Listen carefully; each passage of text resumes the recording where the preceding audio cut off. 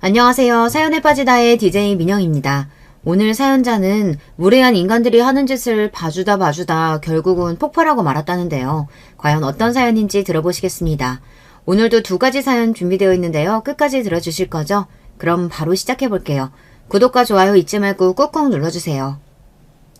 안녕하세요. 저는 40대 주부입니다. 저는 남편과의 사이에서 아들 하나, 딸 하나를 낳고 화목하게 살고 있어요. 경제적으로 넉넉하다고 말할 수는 없지만 서로 아끼고 배려하며 잘 살고 있습니다. 남편과 저는 접점이라고는 없는 사이였는데요. 신기한 인연으로 만나서 결혼까지 하게 됐습니다. 저희 친정아버지께서 서울 외곽에 사시며 화원을 운영하세요. 저는 바로 위에 언니와 성인이 된 이후 서울에서 자취를 하고 있었는데 주말마다 부모님을 뵈러 화원으로 가고는 했습니다. 당시에 언니는 주말이면 매일 데이트를 하러 나가서 그날도 저 혼자 부모님을 뵈러 화원에 갔어요. 그런데 가는 날이 장날이라고 당시에 장마가 심하게 와서 화원에 물이 찼더라고요. 부모님은 제가 오는 것도 모르시고 화원 안에서 물을 퍼나르고 계셨어요. 저도 놀라서 곧장 가방을 던져놓고 화원으로 들어가 물을 퍼나르기 시작했습니다. 그날 남편을 처음 봤어요. 남편은 아버지께서 운영하시는 화원 근처에 사는 남자였는데요. 가끔 아버지 일을 도와주고 해서 가깝게 지내는 사이였나 보더라고요. 그날도 부모님 댁 화원에 물이 찼다는 소리를 듣고 놀라서 달려와서 바로 도와준 거랍니다. 처음 남편을 봤을 때는 전혀 호감이 생기지 않았어요. 뭘 하는 남자인지 작업복 차림이라 행색도 좋아 보이지 않았었고 말수도 없는 게 친절한 사람 같지는 않았거든요. 그런데 이상하게 부모님께서 그 남자 칭찬을 많이 하셨어요. 같이 화원에 물을 퍼나르나 고생했으니 아버지께서는 밥을 먹고 가라고 해서 함께 식사를 했는데요. 식사를 하는 내내 아버지가 고맙다면서 칭찬을 하시더라고요. 내가 살면서 이 친구처럼 묵묵하니 성실한 친구는 본 적이 없다니까. 이렇게 건실한 청년이 왜 아직 장가를 못 갔나 몰라. 그러게 남자답고 일도 착실하게 잘하는 게 절대 처자식 굶길 일은 없어 보이는데 내가 중매 한번 설까? 요즘 여자들은 말끔하고 좋은 직장 다니는 남자 좋다고 하지 저처럼 고졸에 매일 기름때 묻히며 사는 사람 좋다고 하겠어요. 아이고 기름때 좀 묻히면 어때? 명색이 카센터 사장님인데. 알고 보니 남자는 아버지 화원 근처에 살면서 카센터를 운영하고 있더라고요. 그렇게 듣고 보니 사람이 달라 보이기는 했습니다. 처음 만났을 때 남편 나이가 고작 30대 초반이었다는데 그 젊은 나이에 자기 사업을 한다는 게 제 눈에는 멋있게 보였어요.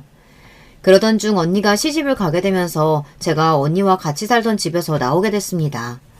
그 집이 언니가 사회생활을 시작하면서 얻은 집이라 언니 결혼 자금으로 쓸 집이었거든요. 때마침 저도 직장을 옮기게 돼서 아예 부모님 댁으로 다시 들어가 살기 시작했어요. 부모님 댁에서 살다 보니 근처 카센터 주인인 남편을 자주 보게 됐습니다. 남편은 보면 볼수록 사람이 괜찮았어요. 동네 특성상 어르신들이 많은 동네였는데 동네 어르신들 가게나 집이 망가지거나 젊은 사람이 필요한 일이 생기면 알아서 찾아가서 도와드리는 것 같더라고요. 그러다 보니 동네에서 남편 평판이 좋은 편이었어요. 그런 모습을 계속해서 보다 보니 남편에게 자연스레 관심이 생겨 제가 먼저 고백해서 사귀게 됐습니다. 저와 남편은 연애한 지 2년 만에 결혼식을 올렸어요. 부모님께서 남편을 잘 알다 보니 저와 남편이 연애한다고 했을 때 하루라도 빨리 결혼하라고 서두르셨어요. 좋은 사람이니만큼 놓치기 전에 빨리 하라고요. 하지만 남편은 부모님과 오래 알아오던 사이인 만큼 결혼은 신중하게 생각해야 한다고 했어요. 사실 남편이 매사 진지하고 신중한 편입니다.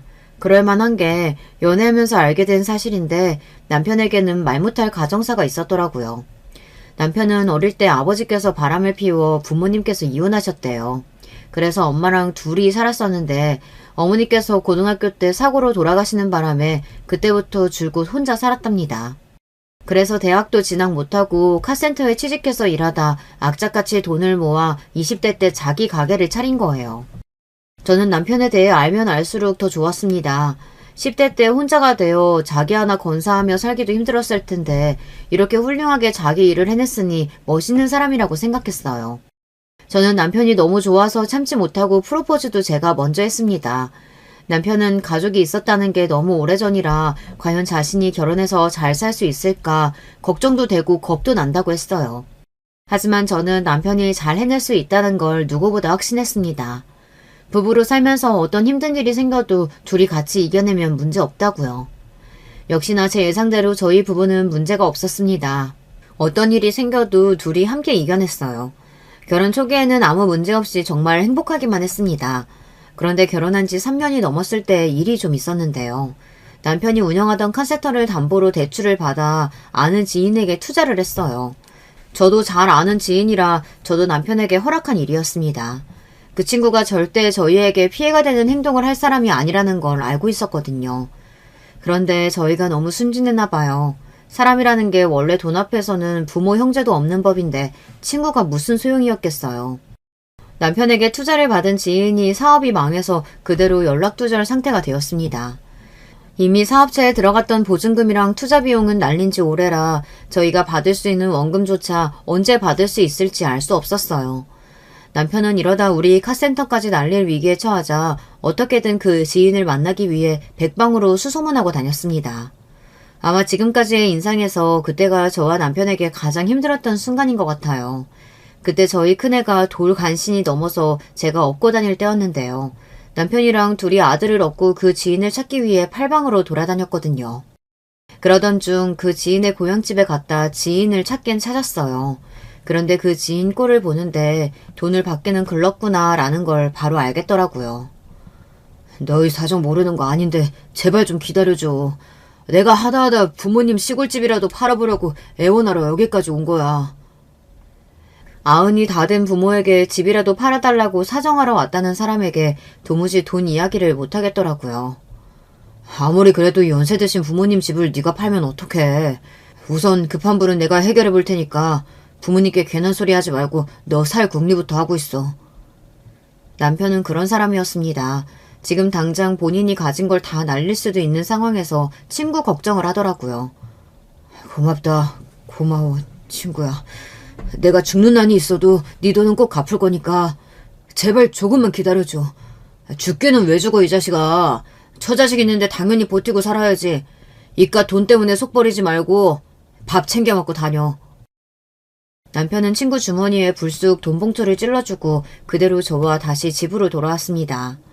집으로 올라오는 내내 저는 눈물이 날 것 같아 꾹꾹 참았어요. 저보다 남편이 더 속상할 텐데 제가 울면 남편이 더 힘들어할 것 같아서요. 저희 부부는 결국 카센터를 접게 됐습니다. 남편이 관련되어 있지 않는다 해도 남편도 투자한 건 사실이다 보니 책임이 없지는 않았어요. 빚쟁이들이 남편에게까지 찾아오자 급한 대로 남편이 카센터를 정리해서 지인의 빚을 먼저 갚았습니다. 그리고 서울 외곽에 있던 집을 정리해서 남편과 저는 서울의 집을 다시 얻었어요. 남편이 새로운 일을 시작하기로 했거든요. 저희 오빠가 인테리어 회사를 운영해요.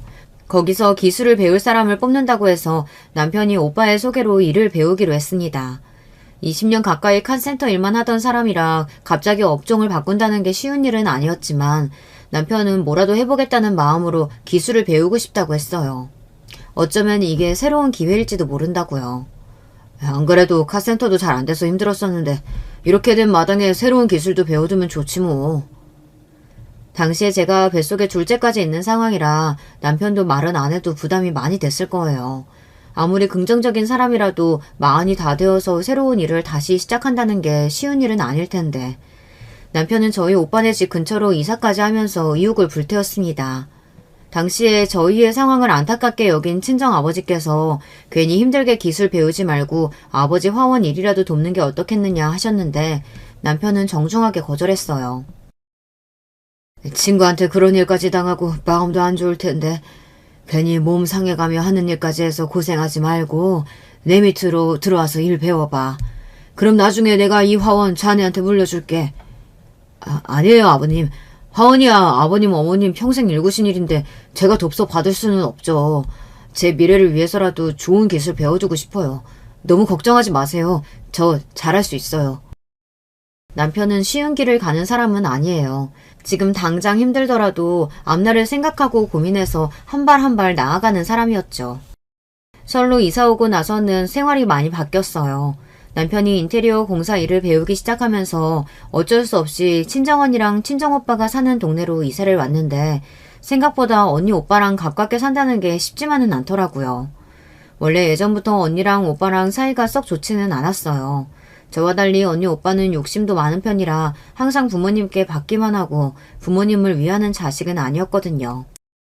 다른 집들은 장남 장녀가 부모님도 잘 챙기고 어느 집은 가장 노릇을 하기도 한다는데 저희 형제들은 전혀 그렇지 않았습니다. 부모님을 챙기기는커녕 오히려 뺏을 거 없나 노리기만 했어요. 결혼할 때도 오빠랑 언니는 부모님께서 무리하실 정도로 호화롭게 식을 올렸어요. 처가나 시댁에 무시당하면 안 된다면서 남들 하는 건 다 하겠다고 했습니다. 그래서 부모님이 오빠랑 언니 결혼시킬 때에는 시골에 있던 땅까지 팔아서 못했어요. 저는 결혼할 때 남편이 집도 있고 카센터도 있는 상태라 정말 식만 올리고 바로 몸만 들어가서 살았거든요. 그러다 보니 친정 부모님도 남편만 보면 미안해서 뭘 해주고 싶어 하셨던 것 같아요. 다른 형제에 비해 제가 받은 게 없으니까요. 그렇게 부모님께 다 받아놓고도 언니랑 오빠는 부모님 화원까지 노려요. 아마 저희 카센터가 망했을 때 아버지께서 저희 남편에게 화원을 물려주겠다고 한 사실을 알았으면 언니와 오빠도 난리를 피웠을 거예요. 오빠는 툭하면 아버지에게 돈도 안 되는 화원 팔고 그 자리에 건물을 올리자고 하고 언니는 틈만 나면 화원을 팔아서 서울에 집을 사자고 그러거든요. 우리 장인도 서울에 있던 오래된 땅 팔고 그 자리에 건물 지어서 대박난 거잖아요. 요즘은 무조건 건물주가 갑이라니까요. 그 땅값 낮은 동네에 건물 있으면 뭐해. 아빠, 땅이든 집이든 무조건 서울에 있어야 값이 오르는 거야. 그냥 이제 화원한다고 그만 고생하고 서울로 올라오시라니까요. 오빠나 언니나 부모님 생각은 물어보지도 않고 매번 돈이 되는 일에만 혈안이 되어 부모님을 귀찮게 했어요. 그게 다 부모님 좋으라고 하는 소리도 아니죠. 나중에 본인들이 다 팔아먹으려고 그러는 거예요. 언니 오빠의 그런 마음을 모를 리 없는 부모님은 그럴 때마다 당신들은 다른 생각 없다. 그냥 돌아가실 때까지 화원 일만 하겠다고 하시는데도 언니 오빠는 아랑곳하지 않고 계속 부모님을 설득했어요. 그럴 때 보면 있는 놈들이 더 한다는 게 맞습니다. 오빠나 언니나 둘 다 잘 살아요. 오빠는 인테리어 가게를 하다 보니 돈도 잘 벌고 능력도 있어요. 올케 언니네 친정이 돈이 좀 있는 집안이라 장인어른이 오빠 가게를 차려준 거라고 하더라고요. 그러다 보니 오빠는 처가에 굉장히 잘해요. 처가에 무슨 일만 있으면 비서처럼 쪼르르 쫓아가요. 잘 살기는 언니도 마찬가지입니다. 형부가 대기업에 다니고 언니도 은행에 다녀서 언니네는 걱정이 없어요. 문제는 저죠. 같은 동네에 살아도 월세 사는 건 저희 부부밖에 없어요. 언니랑 오빠네는 둘 다 아파트를 자가로 가지고 있었거든요. 서울로 이사 오고 나서 가끔 언니나 오빠네 집에 다녀오면 저도 모르게 의기소침해지기도 했어요. 똑같이 결혼해서 똑같이 자식 키우며 사는데 사는 환경이 다르다 보니 은근 기가 죽기도 했지만 애써 기운을 냈습니다. 그런 저의 마음을 모를 리 없는 남편이 항상 저를 위로해주고는 했어요. 서울은 확실히 거리도 깨끗하고 집도 다 좋아. 나 일 잘해서 벌써 일당 제법 오른 거 알지? 내가 얼른 기술 배워서 돈 많이 벌 거니까 기대해. 우리도 서울에 아파트 금방 장만할 거니까. 남편은 그렇게 큰일을 겪고도 우울한 티도 내지 않고 금방 적응했어요. 한 번도 해본 적 없는 일인데 기술도 금방 배워서 일하면서도 인정도 받는 것 같더라고요. 남편은 일용직으로 일하면서 배우는데도 일 배우는 속도가 빨라서 일당도 다른 사람보다 빨리 올랐습니다. 저는 그런 남편이 자랑스러웠어요. 말한 대로 뭐든 해내는 모습이 멋있어 보였습니다. 저도 어떻게든 남편을 돕고 싶어서 집에서 애들을 살뜰하게 키우며 애들이 유치원에 잠깐 갔을 때만이라도 동네 카페에서 아르바이트를 했어요. 그런데 어떻게든 잘 살아보려고 노력하는 저희 부부에게 자꾸만 상처를 주는 사람들이 있었습니다. 바로 저희 언니와 오빠였어요. 언니랑 오빠는 저를 만날 때마다 은근 제 속을 뒤집을 때가 있었어요. 한 번은 그런 적이 있었습니다. 오빠가 올케 언니를 데리고 제가 아르바이트하는 커피숍에 온 적이 있는데요. 그런데 오빠는 오자마자 제 속을 뒤집더군요. 나이가 몇 살인데 그 나이에 대학생 때도 안 하던 커피숍 아르바이트나 하고. 에휴, 속 터져. 오빠 딴에는 동생이 40이 넘어 커피숍에서 아르바이트 하는 게 속상해서 한 소리였겠지만 저는 듣기 싫었습니다. 당신은 열심히 일하는 고모한테 왜 그래요? 고모, 괜히 저 사람 말 마음 쓰지 말아요. 준혁이 아빠가 일도 금방 배우고 잘한다고 가게 사람들이 다 칭찬하더라고요. 올케 언니는 혹시나 제가 마음 상했을까봐 열심히 사는 모습이 보기 좋다며 남편 칭찬을 아끼지 않았어요. 그런데 그런 상황에서도 오빠는 꼭 듣기 싫은 소리를 한마디 보태더군요. 그 나이에 친구한테 사기당하고 남의 밑에서 일용직이나 하는데 그럼 잘해내야지. 그것도 못하면 사람인가. 오빠, 말 좀 가려서 해. 애들 아빠 잘못 아닌 거 알면서 안 그래도 힘든 사람한테 그런 식으로 이야기해야겠어? 에이구, 네가 그렇게 물러 터졌으니까 남자가 나가서 돈이나 날리고 들어오는 거야. 사업은 뭐 아무나 하는 줄 아나. 부모도 없으면 머리라도 똘똘해야지. 그 머리로 무슨 사업을 한다고. 네 남편은 일용직이 딱 어울려. 오빠, 진짜 그만해. 오빠가 준혁이 아빠에 대해서 뭘 안다고 그래. 우리가 지금이야 돈 좀 없어서 그렇지. 준영 아빠 애들한테도 잘하고 나한테도 잘해. 매일 술만 먹고 놀러다니는 오빠보다 훨씬 좋은 남편 아빠라고. 저는 오빠에게 지지 않고 할 말 다 했습니다. 아무리 핏줄이라도 할 말 못할 말 구분하지 못하고 제 남편을 욕하는 건 듣기 싫었어요. 그런데 거기서 끝이 아니었습니다. 제 속을 뒤집는 건 오빠뿐이 아니었어요. 언니도 마찬가지였어요. 언니네 집은 걸어서 10분도 안 걸려요. 그러다 보니 애들 데리고 자주 놀러 갔는데요. 동네 놀이터보다 언니네 아파트 단지에 있는 놀이터가 더 가깝다 보니 자주 가게 됐습니다. 놀이터에 애들 데리고 놀다 보면 조카들도 학원 끝나고 왔다 갔다 하다 만나서 애들끼리 같이 어울려 놀기도 하고 간식도 사 먹고는 했어요. 저 나름대로는 이모로서 조카들을 챙긴다고 챙긴 건데 언니는 뭐가 또 마음에 안 드는지 만날 때마다 괜한 소리를 했습니다.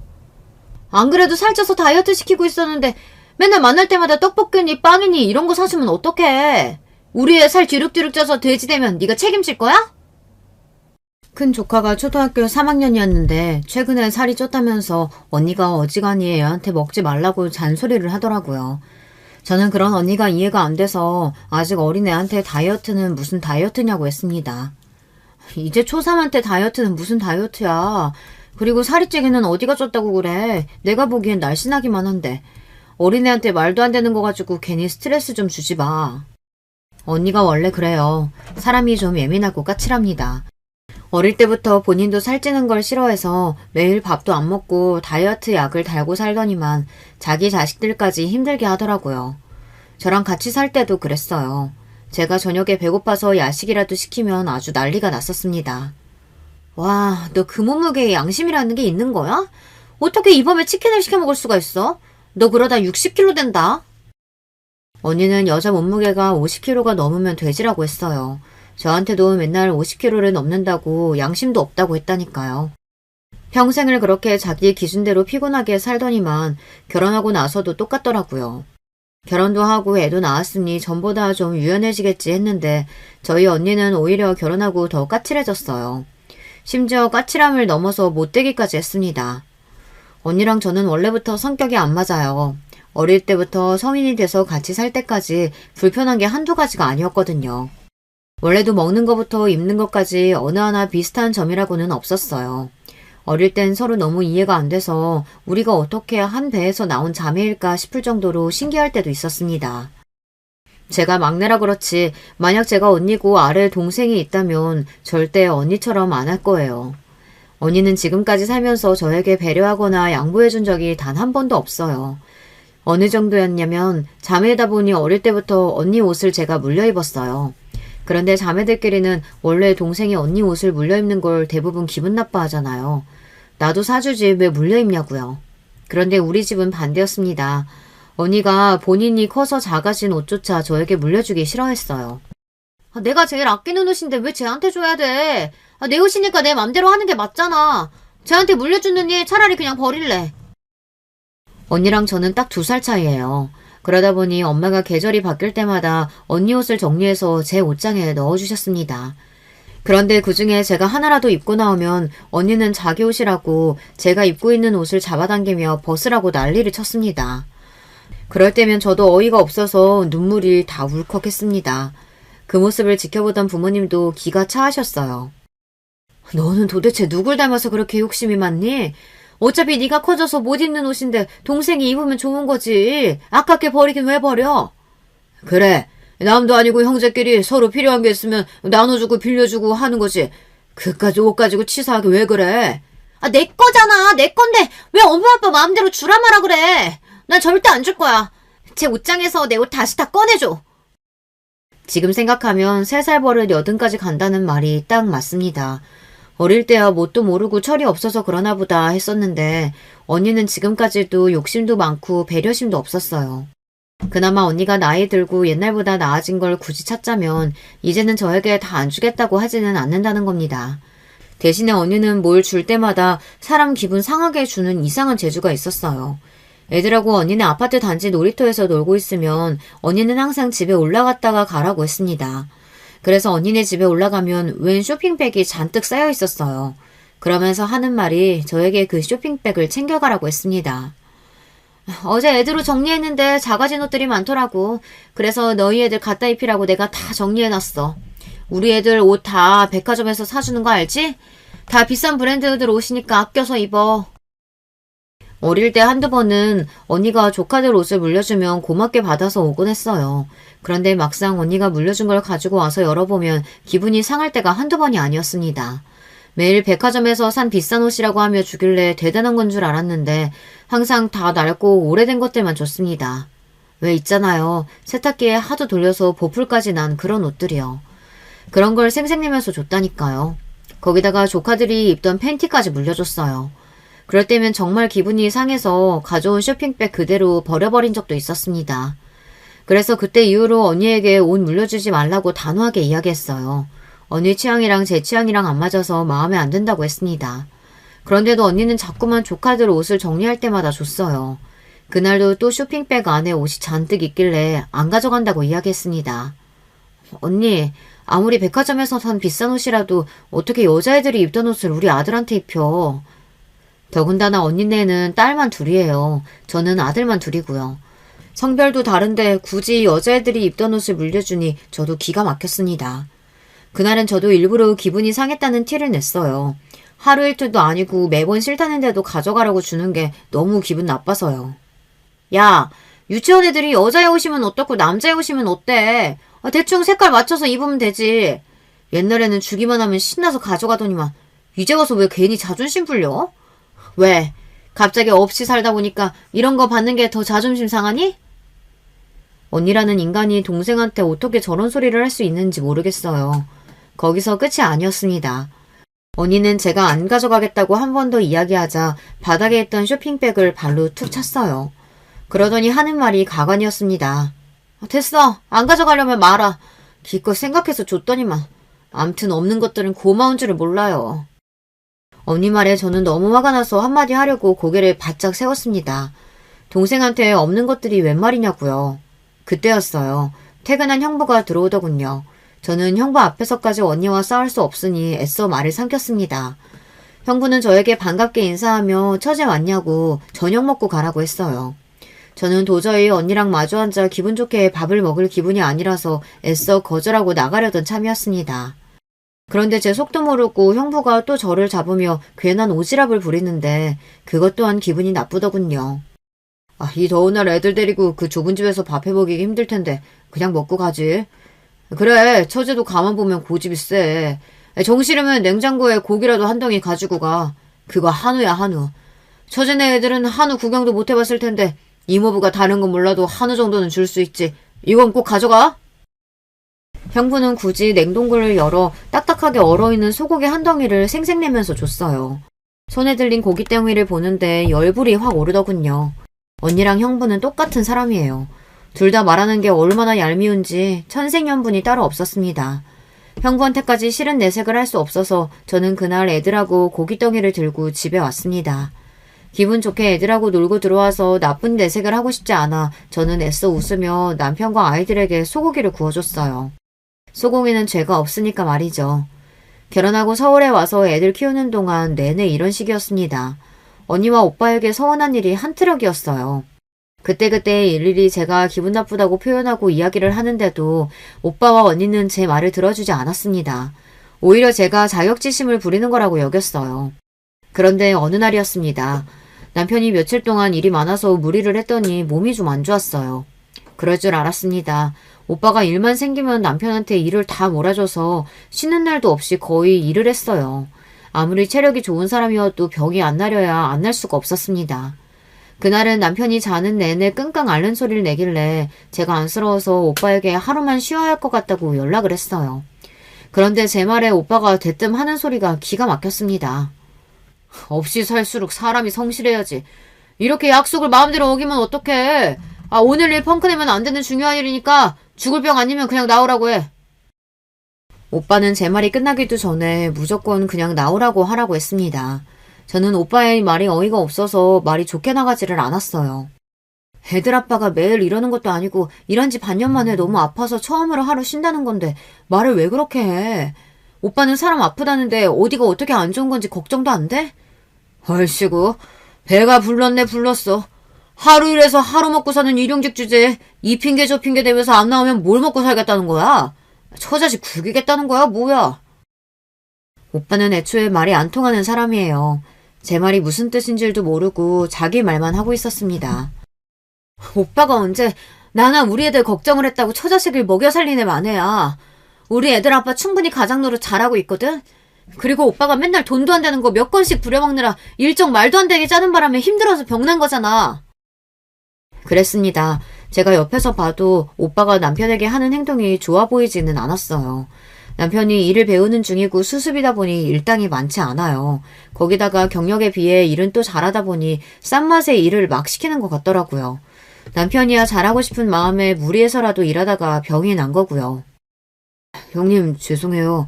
제가 몸살 기운이 있어서 그런 건데 바로 약만 지어서 먹고 출근하겠습니다. 옆에서 저와 오빠의 통화 내용을 듣고 있던 남편이 안 되겠다 싶었는지 누워있다 벌떡 일어나서 바로 출근하겠다고 오빠 전화를 받았어요.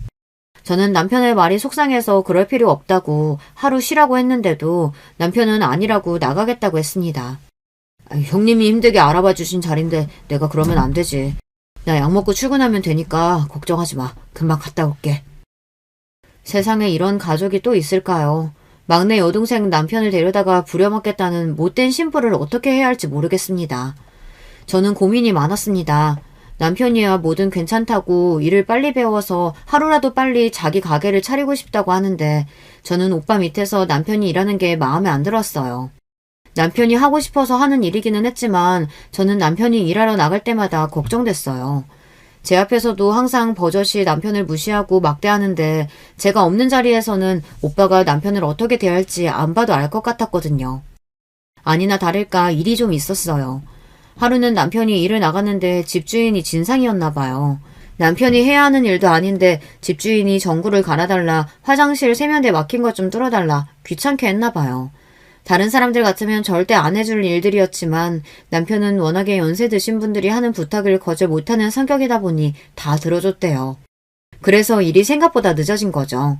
사무실에서 기다리던 오빠가 생각보다 늦어지는 남편이 답답했는지 직접 현장까지 쫓아갔답니다. 안 그래도 집주인이 진상인데 혹시나 남편이 일을 제대로 못하고 실수라도 한 건 아닌가 걱정됐던 거죠. 끝나도 벌써 끝나야 하는 시간인데 아직도 그러고 있으면 어떡해? 아이고 사장님 죄송합니다. 저희 직원이 워낙 성격이 느긋느긋하고 답답한 친구라 영 속도를 못 내네요. 괜찮으시면 조금 늦게까지 시공해도 될까요? 오빠는 제대로 상황도 들어보지 않고 혼자 북치고 장구치고 다 했나 봐요. 그때였어요. 까다롭기로 유명한 집주인이 그런 거 아니라고 손사래를 쳤습니다. 아이고 아니야. 이 친구 일도 너무 잘하고 성격도 서글서글 좋은 게 나는 너무 마음에 드는데 앞으로 내 건물 일 있으면 무조건 이 친구로 보내줘. 그래요? 알겠습니다. 그렇게 할게요. 그 집주인이 그 동네에만 빌라를 8채나 갖고 있는 부자래요. 더군다나 그 동네에서 그 집주인 비위 맞추는 사람이 없을 정도로 까칠하다고 유명한 사람이었는데 그 비율을 저희 남편이 다 맞춘 거죠. 그날 이후 남편은 일로서도 인정받아 전보다 일이 훨씬 더 많아졌습니다. 전에는 오빠가 일을 시켜줘서 할 수 있었는데 언제부터는 남편 앞으로 일이 소개를 통해 많이 들어와 굳이 오빠가 소개해주는 일이 아니더라도 개인적으로 알아서 일할 수 있었어요. 그러다 보니 자연스레 슬슬 남편도 따로 인테리어 가게를 내도 되겠다 싶은 생각이 들었습니다. 그러던 어느 날이었어요. 친정아버지 생신이라 오랜만에 온 식구가 친정에 다 모였습니다. 원래 부모님 생신 때는 식당을 예약해서 밖에서 외식하고는 했는데 그날은 아버님께서 몸이 좋지 않으셔서 집에서 가족끼리 다 같이 모여 간단하게 식사를 하기로 했습니다. 친정아버지께서 여든이 넘어가기 시작하시면서 건강이 급속도로 안 좋아지셨어요. 원래도 유전적으로 혈압도 높으시고 당뇨도 있으신데 몇 달 전에 갑자기 심근경색 증상이 있어 일하시다가 쓰러져 응급실에 실려간 적이 있었거든요. 천만다행으로 혈관에 관을 삽입하는 시술 정도로 치료를 하고 일주일 만에 퇴원하셨습니다. 그 이후로 무리하지 않고 쉬고 계셔서 특별히 더 나빠지지는 않았지만 그래도 살도 많이 빠지시고 예전보다 기운도 없으세요. 그런 아버지를 볼 때마다 저는 마음이 좋지 않았습니다. 제가 막내라 그런지 어릴 때부터 저에게 아버지는 항상 든든한 존재였어요. 그런 아버지가 체격도 작아지시고 기운도 쭉 빠진 것처럼 힘이 없으니 걱정이 되더군요. 그래서 이번 생신만큼은 더 즐겁고 기쁘게 해드리고 싶었어요. 저는 일찍 친정에 와서 어머니와 아버지께서 좋아하는 음식을 만들었어요. 나가서 먹는 것도 좋지만 정성을 들여 직접 해드리는 것만큼 건강하고 좋은 음식은 또 없으니까요. 그런데 기껏 어머니랑 몇 시간 동안 고생해서 상다리가 휘어지게 차렸더니만 언니라는 년이 오자마자 헛소리를 했습니다.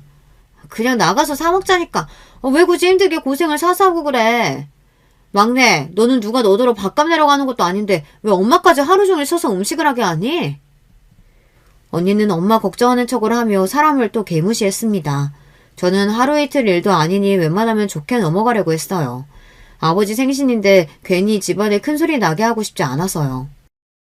아유, 아버지 좋아하는 반찬이야 엄마가 제일 잘하는데 그럼 내가 해야지 누가 해? 엄마는 이런 건 일도 아니야.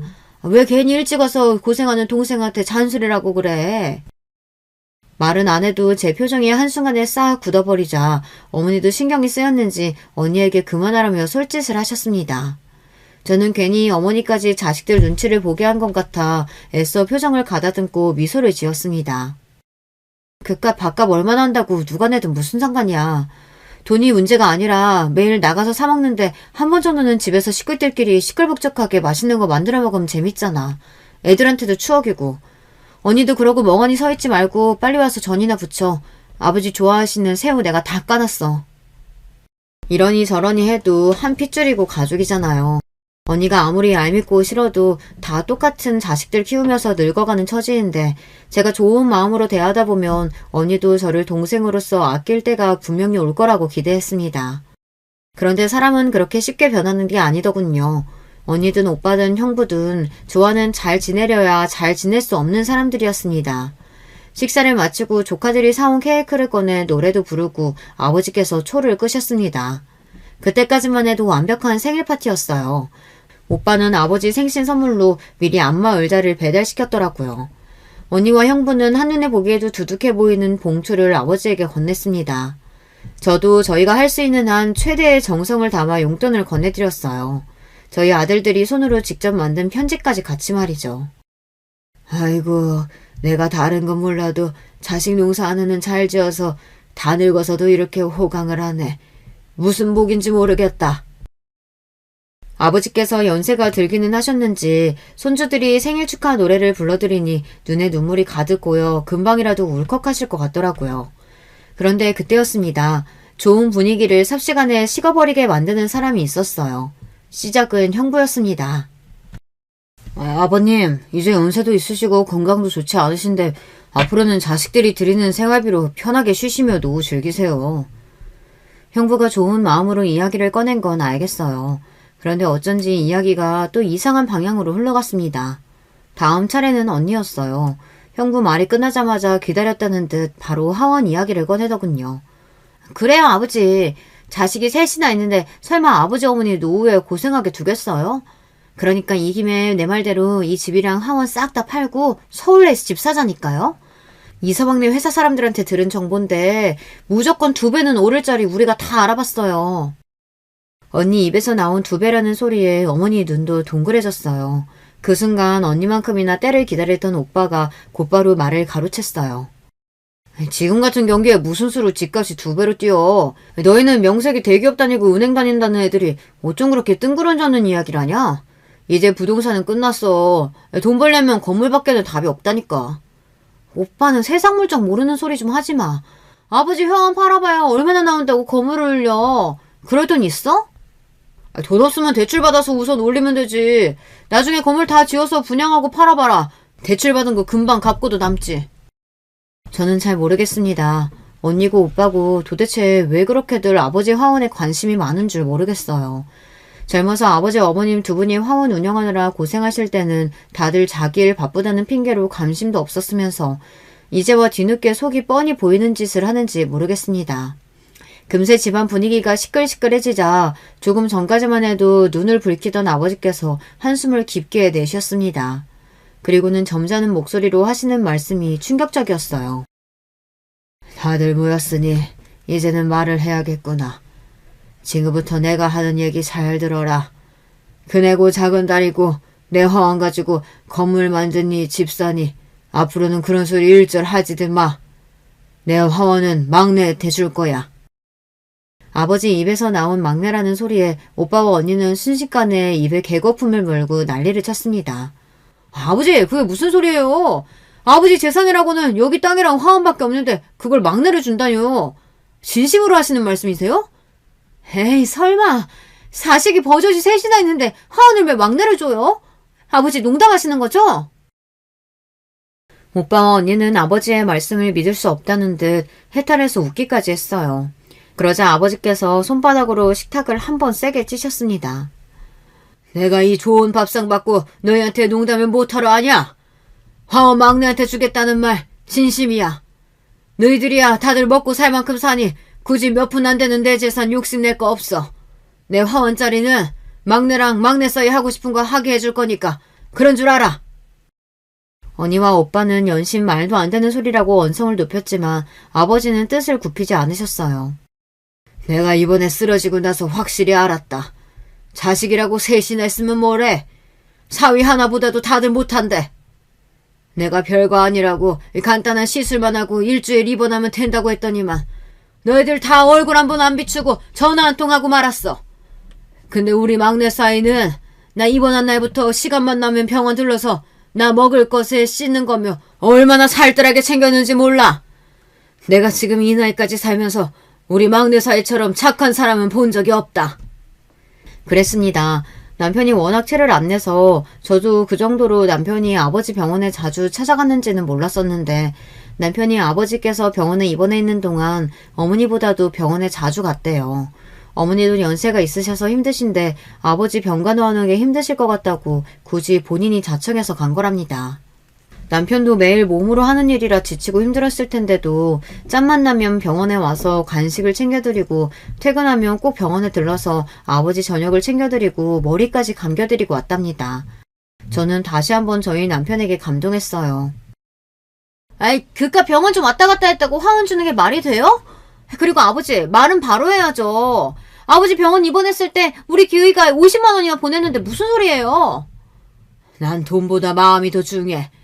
지금까지 너희들 내가 다 지켜봤는데 막내 사이만큼 나랑 너희 엄마 마음으로 보살피고 챙기는 자식 없었다. 큰 재산은 아니지만 착한 우리 사위 자기 하고 싶은 일 하면서 살게 해주고 싶다. 내 마음은 그게 다다.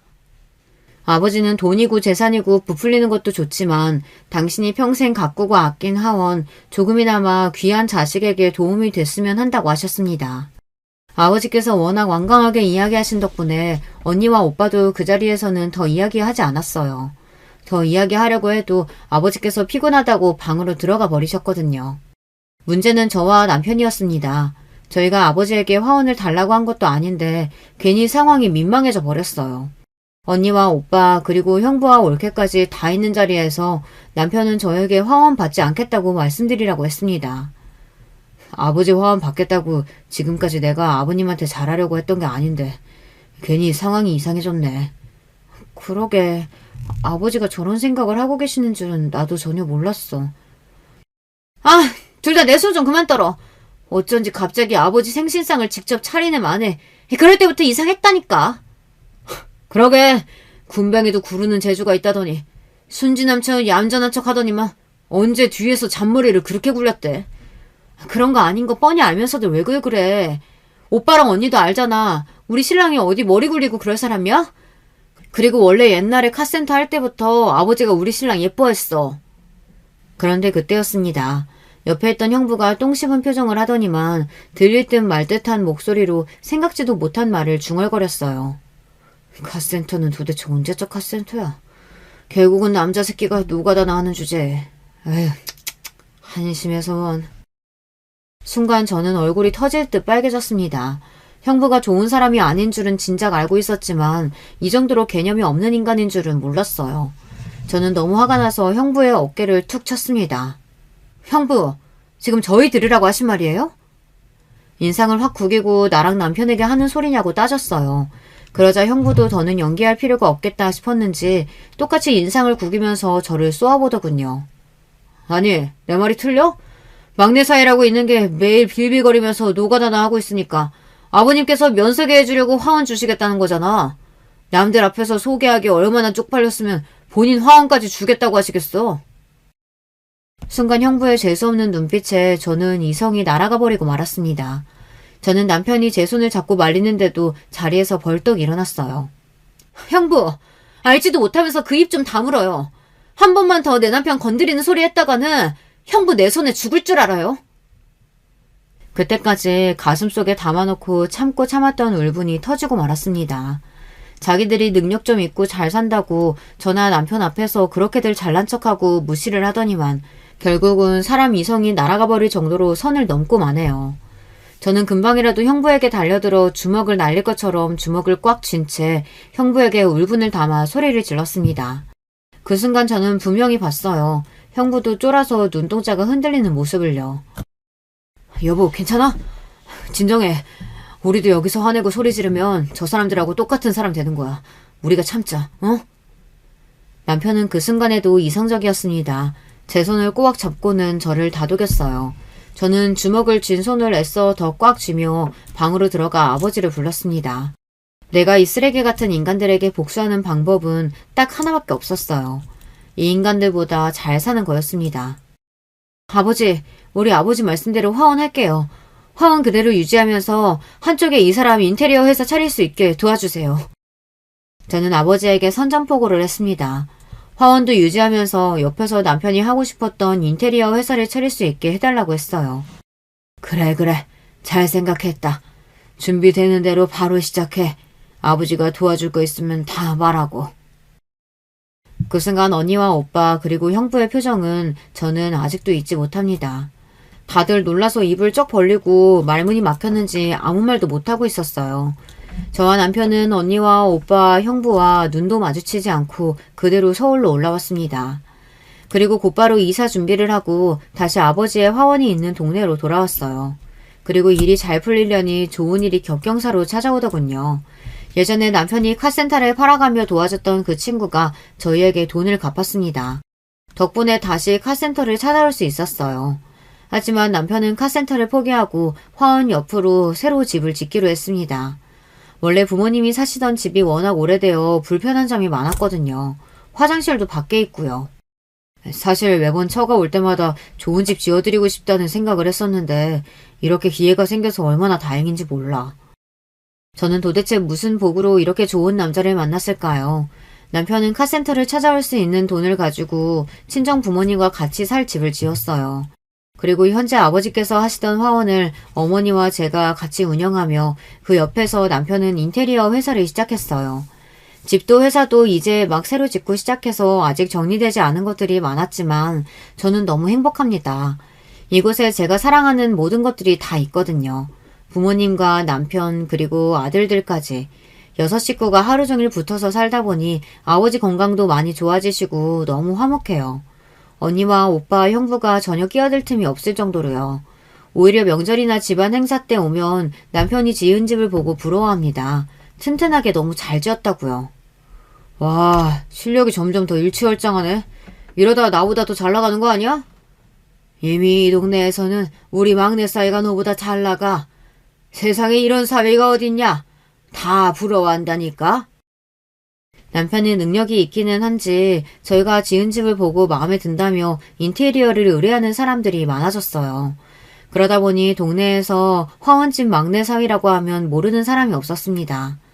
아버지께서 가족들만 모이면 그 자리에서 남편 자랑을 끝도 없이 늘어놓으셨는데 그럴 때마다 형부는 찍소리도 못하고 입술만 삐죽거리고 있습니다. 그 모습만 보면 얼마나 속이 시원한지 모르겠어요. 형부 나이도 벌써 40대 후반이네요. 대기업에서 그 정도 나이면 이제 슬슬 퇴직도 생각해야 할 나이 아니에요? 형부, 퇴직하면 애들 교육비에 뭐에 감당하기 힘드실 텐데.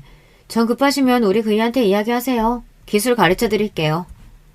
저는 형부를 볼 때마다 생각 있으면 기술 가르쳐 줄 테니 언제든 가게로 오라고 했습니다. 그럴 때마다 언니랑 형부는 애써 썩은 표정으로 웃어요. 본인들도 민망하겠죠. 지금까지 우리 앞에서 항상 자기들이 제일 잘난 줄 알고 잘난 척을 했었는데 일용직을 전전하던 우리 남편이 이제는 본인들보다 훨씬 더 돈도 잘 벌고 이 집안에서 인정받고 있으니 말이죠. 저는 요즘 어느 때보다 행복한 시간을 가지고 있습니다. 너무 좋아서 남편에게 농담으로 셋째나 가질까라고 이야기할 정도예요. 지금까지 저의 인생 이야기 들어주셔서 감사합니다. 여러분들께서도 자신을 무시했던 인간들에게 당당하게 성공한 모습을 보여줬던 사연이 있으시다면 댓글로 남겨주세요. 하나하나 읽어보고 저도 더 힘을 내서 열심히 살도록 하겠습니다. 여러분의 가정에도 항상 화목한 일만 가득하시길 바랄게요. 여러분, 두 번째 사연 시작하기 전에 좋아요, 구독 꼭 눌러주실 거죠? 그럼 두 번째 사연 바로 시작합니다. 안녕하세요. 저는 30대 후반 주부입니다. 결혼 후 몇 년 되지 않아 너무 많은 일을 겪고 이제 좀 한숨 돌리며 사연을 보내봐요. 결혼 전 저는 본가에서 회사가 많이 멀어 회사 근처에서 자취하고 있었습니다. 그때 저는 남편과 사귀고 있었는데요. 가끔 제 집에서 오붓하게 데이트를 할 때마다 저는 남편에게 식사를 차려주거나 근사한 요리를 만들어줬습니다. 어릴 때부터 요리가 취미였던 터라 음식 맛에는 자신이 있었어요. 하지만 그때마다 남편은 꼭 이런 말을 했습니다. 자기야, 자기 음식은 맛있긴 한데 뭔가 아쉽다. 있잖아, 나중에 우리 엄마한테 요리 한번 배워보지 않을래? 조금만 배우면 딱 좋을 것 같은데. 저는 그 말을 들을 때마다 도대체 시어머니께서 얼마나 요리를 잘하시면 남편이 저렇게 말할까 굉장히 궁금했습니다. 그리고 결혼 허락을 받으러 갔을 때 처음으로 시어머니께서 만드신 음식을 먹어봤는데요. 솔직히 기대했던 것과는 다르게 제 입맛엔 잘 맞지 않았어요. 전체적으로 음식이 짜고 맵고 너무 자극적이었습니다. 저는 간이 적당하고 자극적인 음식은 좀 피하는 쪽이었거든요. 남편은 이렇게 짜고 자극적인 음식만 먹고 자랐으니 당연히 제가 만든 음식은 뭔가 아쉬웠겠죠. 그래도 어른 앞에서 깨작깨작 먹을 수는 없어서 맛있다고 말씀드리며 열심히 먹었습니다. 시어머니께서는 남편에게 제가 가끔 식사를 차려줬던 이야기를 들으셨던 건지 결혼 허락 받으러 간 자리에서 대놓고 말씀하셨죠. 네가 준석이 밥 차려줬단 얘기 들었다. 사실 난 회사원보단 좀 더 번듯한 직업 가진 아이를 며느리로 드리고 싶었는데 그래도 내 아들 밥은 안 굶길 것 같아서 결혼 허락하는 거야. 알겠니? 시어머니 말씀에 저는 기분이 좋지 않았지만 그래도 결혼 허락해 주셔서 감사하다고 말하고 예쁘게 웃으려고 노력했습니다. 그냥 시어머니 말씀에 기분이 좋지 않았을 때 박차고 나왔어야 했는데 그때는 남편이 너무 좋아 눈에 콩깍지가 씌어 있었나 봐요. 그 후 약간 아슬아슬한 분위기에서 상견례를 진행하고 저는 남편과 결혼했습니다. 결혼만 하면 저와 남편도 여느 신혼부부들처럼 알콩달콩하게 살 거라 생각했지만 현실은 그렇지 않았죠. 처음부터 삐걱거렸습니다. 신혼여행을 다녀온 뒤 저는 남편과 시댁으로 인사를 드리러 갔습니다. 마침 점심때 도착해서 식사 얘기가 나왔고 시어머니께서 제 요리 솜씨 좀 보자면서 저보고 점심 좀 차려보라고 하셨습니다.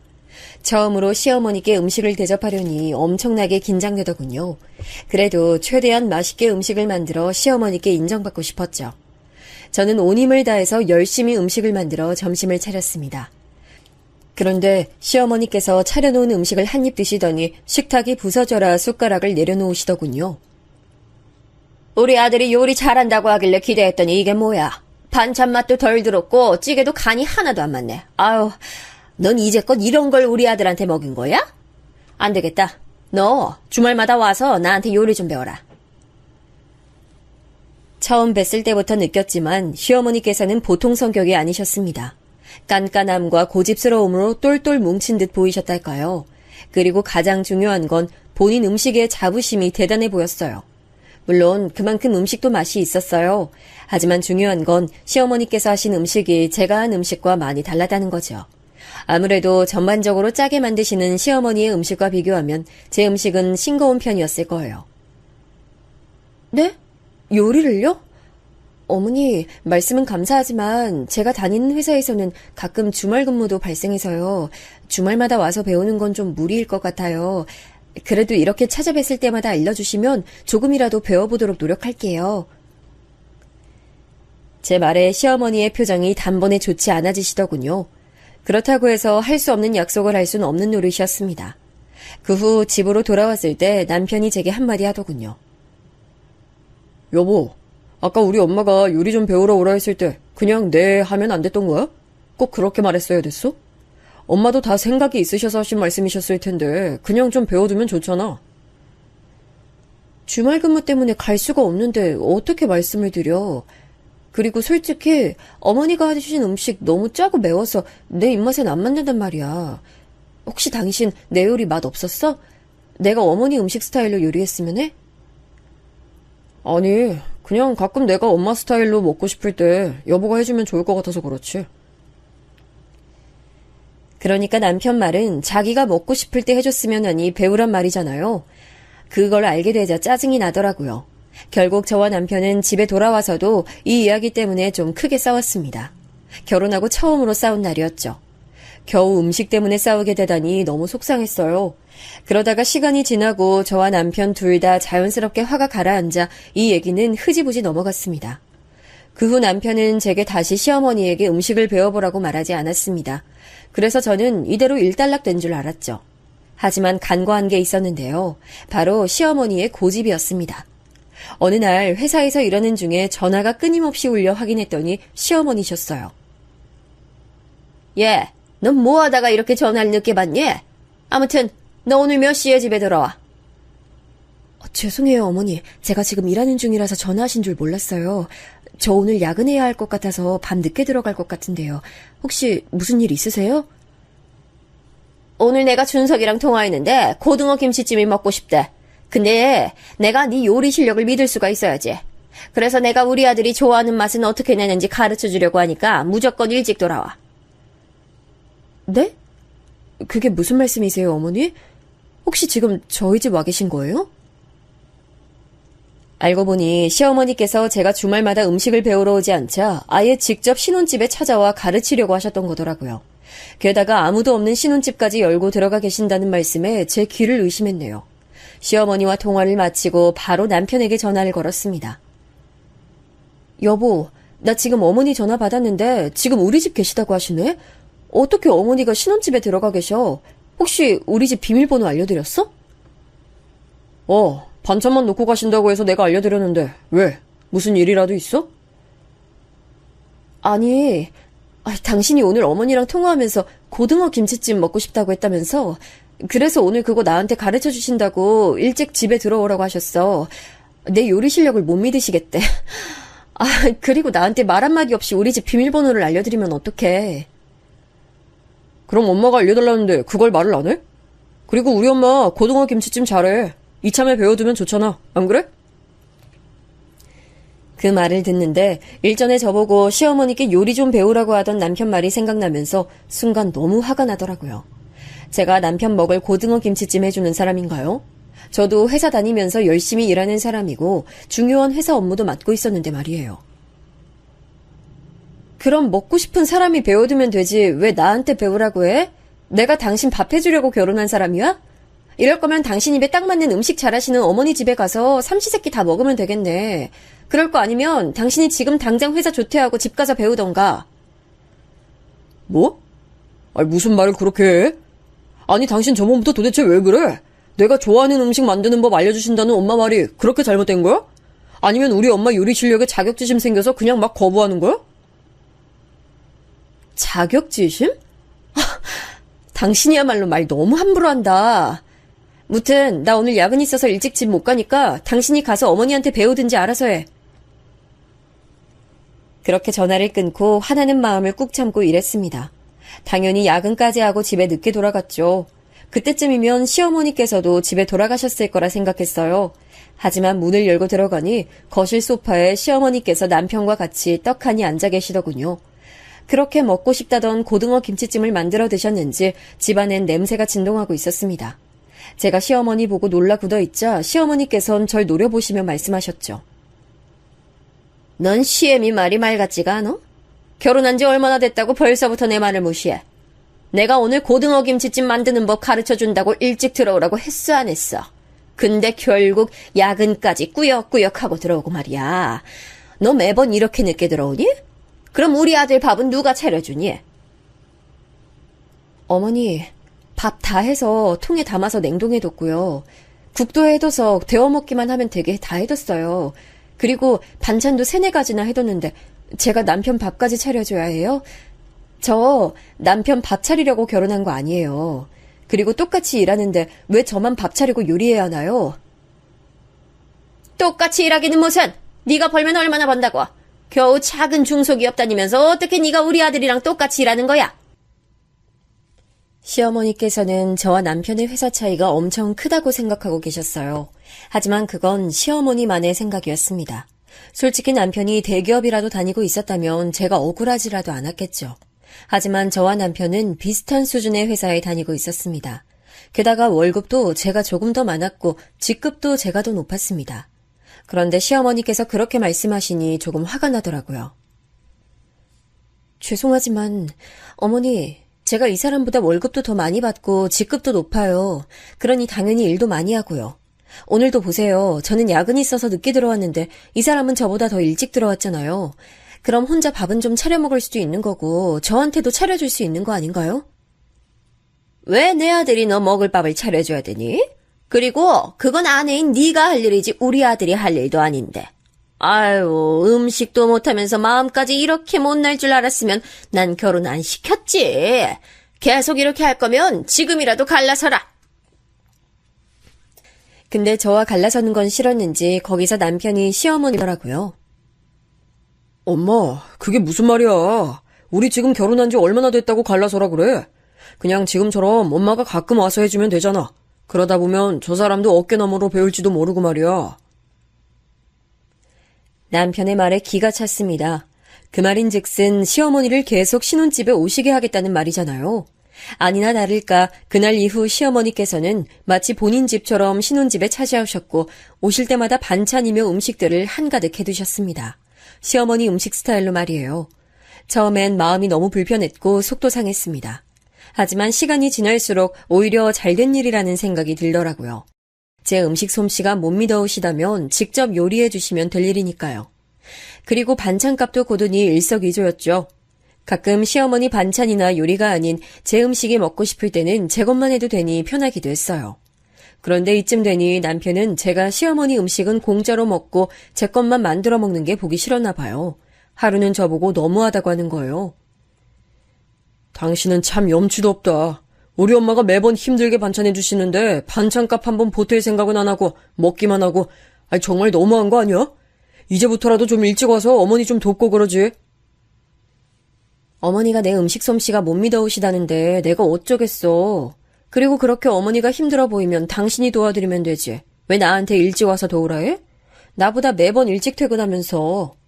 그리고 어머니가 해주신 반찬이며 요리며 나보다 당신이 더 많이 먹잖아. 나는 국물이나 몇 번 맛보고 반찬 한두 입 먹는 게 다인데. 그렇게 따지면 반찬값은 당신이 챙겨드리는 게 맞지. 아무리 그래도 그건 경가 아니지. 그리고 당신 우리 엄마 며느리 아니야? 며느리 도리는 좀 하고 살자. 그럼 당신은 사위의 도리 제대로 하고 있어? 저번에 우리 엄마한테 받은 김치 먹고 감사하다고 전화라도 드렸어? 아니면 김장 재료비를 챙겨드렸어? 당신은 아무 도리도 안 하면서 왜 나한텐 며느리 도리를 강요해? 저희 남편이요. 결혼 후 친정에 뭐 하나 예쁜 짓 한 적이 없는 사람이에요. 결혼 전에는 간이며 쓸개며 다 빼줄 것 같이 저한테 잘한다면서 점수 따놓고 결혼하고 나니 입 싹 씻은 사람이라 얼마나 놀랐는지 아세요? 제가 따지고 들자 남편은 이렇게 말했습니다.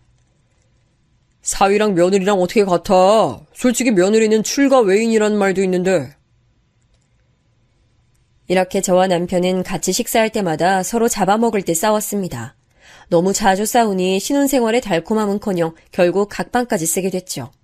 하루는 남편과 또 말다툼하고 지쳐서 소파에 앉아있는데 제게 그러는 거예요. 우리가 이렇게 싸우는 건 다 당신 때문이야. 당신이 우리 엄마 말대로 요리만 배웠어 봐. 그럼 엄마가 와서 반찬해주는 일도 없었을 거고 우리도 이렇게 안 싸웠을 거 아니야. 그때 전 매일같이 남편과 싸우는 것에 지쳐 있었고 마음도 많이 약해져 있었어요. 그래서였는지 남편 말대로 모든 게 다 제 잘못인 것 같았습니다. 그냥 시어머니께서 알려주시는 대로 배우기만 하면 되는 건데 그거 하나를 안 해서 제가 남편과의 사이를 망치고 있는 것 같았어요. 그래서 저는 한 발자국 물러나서 시어머니께 요리를 배우기로 했습니다. 그럼 모든 게 다 해결될 것 같았죠. 그 결심이 제 인생을 어떻게 바꿔놓을지는 꿈에도 모른 채 말이에요. 시어머니는 제가 요리를 배우겠다고 말씀드렸을 때 별로 반기지 않으셨어요. 이제 와서 배운다는 말이 자신을 놀리는 것 같다고 하셨죠. 회사 일 때문에 못 배우겠다고 할 땐 언제고 이제 와서 배우겠다고 하는 거야? 제가 생각이 짧았어요. 어머니, 지금이라도 가르쳐 주시면 주말마다 와서 열심히 배워볼게요. 제 말에 시어머니께서 마음이 좀 풀리셨는지 바로 다음 주말부터 배우러 오라고 하시더군요. 그렇게 저는 주말마다 시댁으로 가서 시어머니께 음식을 배웠습니다. 제가 음식을 배우니 남편도 좋아했고 싸우지 않으니 사이도 조금씩 다시 좋아지기 시작했죠. 저도 제 결정이 맞았다는 생각이 들어 마음이 편해졌습니다. 하지만 산 하나를 넘자 또 하나의 높은 산이 절 기다리고 있었어요. 남편과 사이가 좋아지니 이번엔 시어머니와의 사이가 나빠지더군요. 그것도 바로 어머니께 배우는 요리 때문에 말이에요. 어머니 요리 방식은 음식을 만들면서 계속 맛을 보고 그때마다 간을 맞추는 식이었어요. 근데 중요한 건 간의 기준이 매번 달라졌다는 거예요. 어느 날은 이 정도면 됐다고 하셨다가 다른 날은 이게 아니라고 화를 내셨죠. 아니, 넌 왜 이렇게 간을 못 맞춰? 이제까지 내가 가르쳐준 건 다 잊어버린 거야? 아유, 어떻게 이렇게 발전이 없어, 애가? 어머니, 이거 저번에 어머니께서 말씀해 주신 대로 맞춘 건데요. 저번엔 이 정도 간이면 됐다고 하셨잖아요. 그건 저번이고 오늘은 내가 조금 더 맵게 먹자고 했어 안 했어? 눈치껏 간을 잘 맞춰야지 내가 그것까지 일일이 다 말해줘야 되는 거야? 넌 이런 정신머리로 회사는 어떻게 다니니? 이렇게 요리를 배우는 내내 시어머니에게 얼마나 혼이 났는지 몰라요. 이제는 주말이 오는 게 무서울 정도였어요. 그게 쌓이다 보니 얼굴에 티가 났나 봐요. 한 번은 엄마의 생신을 축하드리러 친정에 갔었어요. 절 보시자마자 엄마는 제게 왜 이렇게 얼굴빛이 죽어있냐 하시더라고요. 딸, 왜 이렇게 얼굴이 안 좋아? 요즘 회사에서 무슨 일이라도 있어? 얼굴빛이 안 좋네. 엄마의 걱정스러운 말씀에 선뜻 대답이 안 나오는 거예요. 시어머니한테 요리를 배우고 있는데 매번 혼이 나서 속이 골마 그렇다는 말을 어떻게 하겠어요. 그런데 거기서 남편이 눈치도 없이 웃으면서 저 대신 말하는 거예요. 아, 별일 아니에요, 장모님. 요즘 집사람이 저희 어머니한테 요리 배우고 있는데 얼마나 못하는지 배울 때마다 그렇게 혼이 나나 보더라고요. 그래서 그런 거예요. 아니, 뭐라고? 시댁에서 요리를 배우고 있었어? 언제부터? 결국 엄마의 물음에 한숨을 푹 쉬고 얘기했습니다. 시어머니께서 제 음식 솜씨가 믿음직스럽지 못하셔서 직접 와서 배우라고 했던 것과 남편과 싸운 것까지 전부요. 말하는데 서러워서 눈물이 다 나더군요. 그동안 남편은 옆에서 말 같지도 않은 응원이나 하고 제가 실력이 부족해서 그런 거라고 더 노력해보라는 말밖에 안 했거든요.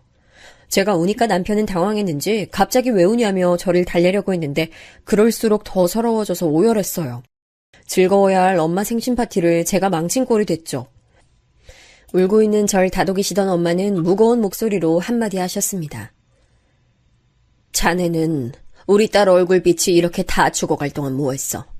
혹시 요리 배우라는 말도 자네가 한 거야? 그리고 혼나서 내 딸 얼굴이 이렇게 됐다는 게 웃으면서 할 말이야? 아니요, 장모님, 그게 전 배워두면 좋을 거라고 생각해서. 나 말일세.